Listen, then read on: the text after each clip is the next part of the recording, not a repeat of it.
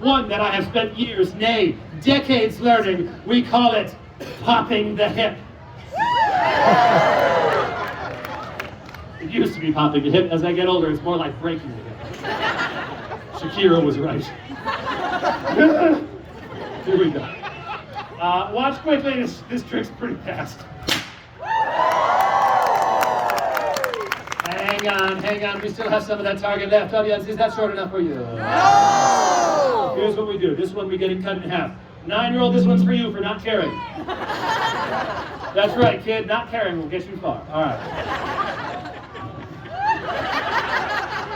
Audience, this time we go on top of the head. This one we like to call the close shave.